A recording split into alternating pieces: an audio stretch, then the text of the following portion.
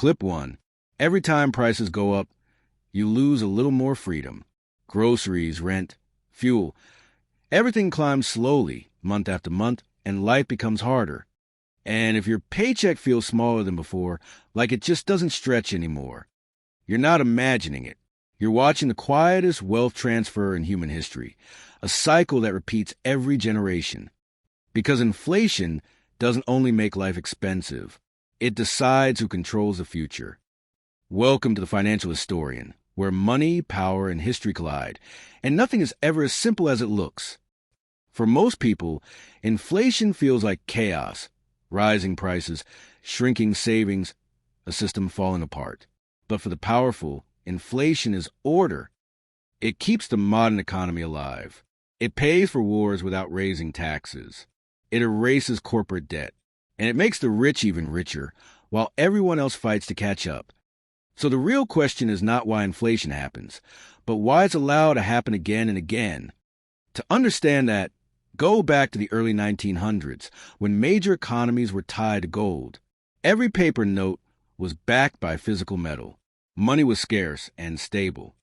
It also meant governments couldn't print their way out of trouble. If you overspent, you raised taxes or admitted defeat.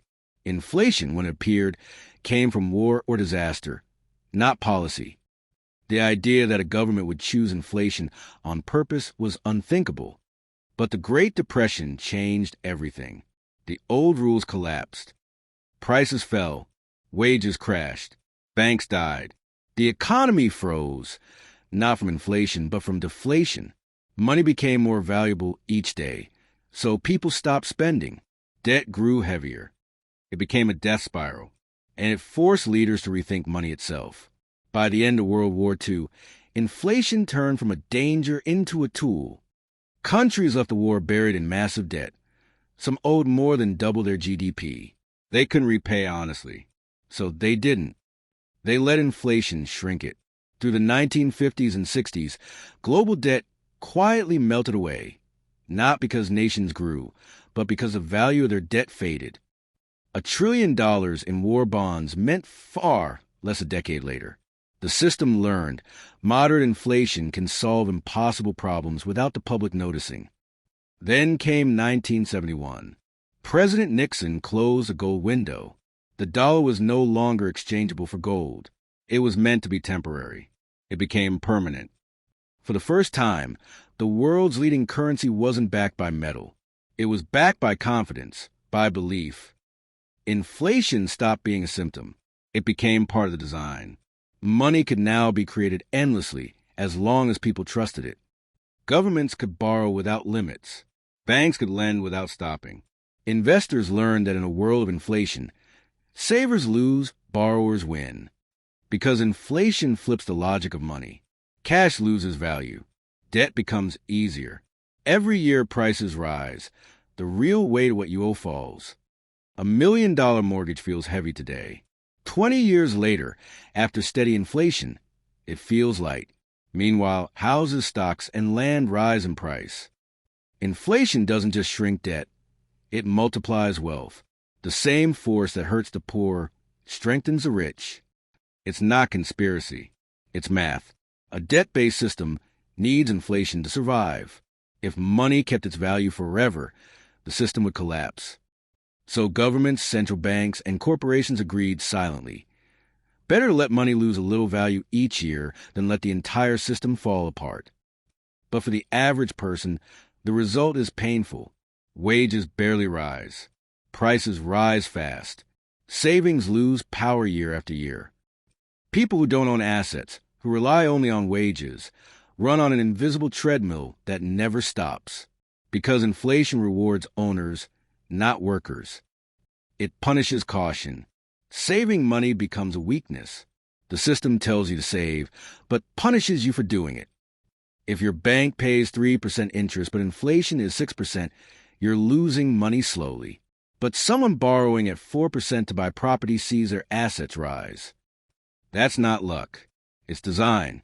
New money enters the system at the top, banks, governments, corporations, while it still holds value. By the time it reaches you, it's diluted.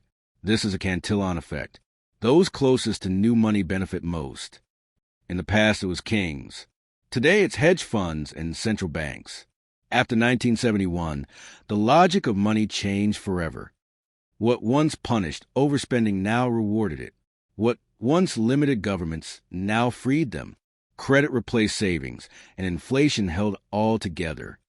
By the 1980s and 1990s, the system mastered its balance. Central banks targeted 2% inflation, a slow, silent tax that felt harmless. But over one generation, 2% inflation cuts purchasing power in half. The poor see their grocery bills double. The rich see their assets double and then grow even more. Because the wealthy don't fear inflation. They own it. They own the homes that rise in value, the companies that raise prices, the assets that grow. Inflation is their silent partner. Governments love it too, because it shrinks their massive debts. That's why they fight deflation with everything they have. Deflation exposes the truth. Inflation hides it, filling cracks and pushing pain downward.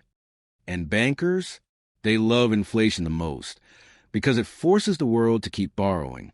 When money loses value, saving makes no sense. You must invest, you must borrow. Every investment creates more loans, more products, more financial instruments. Modern finance survives because tomorrow's money is worth less than today's. But the lower you are in the system, the less control you have. Workers adjust slowly. Asset owners adjust quickly. Debt hurts some people and enriches others. Credit card debt destroys you. A fixed mortgage makes you wealthy. The rich understand this difference. Most people don't. That's how inflation turns knowledge into power. Then came 2008.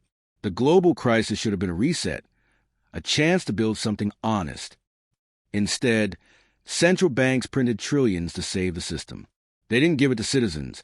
They injected it into banks and markets. Assets recovered instantly. Stocks and real estate exploded upward. Wages didn't. It wasn't corruption. It was policy. Then in 2020, the pandemic repeated the cycle. Governments sent money to households. Demand rose, supply chains collapsed, and inflation hit levels not seen in 40 years. And again, the rich profited. People blamed greedy corporations. But this wasn't new greed. It was greed the system had rewarded for decades. Inflation doesn't choose winners. It amplifies those who already have power. History shows this again and again. In post-war Britain, inflation erased national debt and destroyed pensions. In the 2020s, the top 1% gained trillions while the average household fell behind. Different eras, same story. People blame politics or supply chains, but the real cause is structural. A credit-based world needs inflation to survive. Without it, the system collapses. That's why central banks aim to control inflation, never eliminate it. The war on inflation is a performance. Rates go up, markets panic, and right before something breaks, they reverse. Because the people at the top know, a little inflation keeps the illusion alive.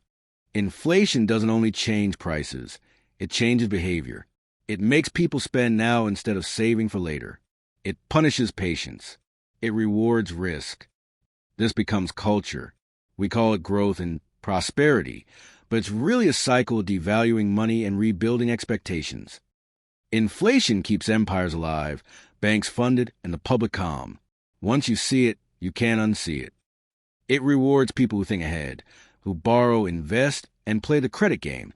It punishes people who save, earn, and live in the present. For the rich, inflation isn't theft, it's strategy. Every generation learns the same truth. Money never holds its value. Inflation isn't random. It's the result of a world that wants everything now and pays later. It's the fuel of debt and the engine of empires. The paradox is simple. Without inflation, everything breaks. Deflation destroys borrowers and banks. Inflation keeps the wheels turning, no matter who suffers. So when someone says a little inflation is good, remember who benefits. Not the worker, not the saver, but the owner, the architect of the system. Inflation isn't a flaw in capitalism. It is capitalism, running at full speed with your wallet in its pocket. Inflation isn't the fire. It's the oxygen, and the world we built can't breathe without it.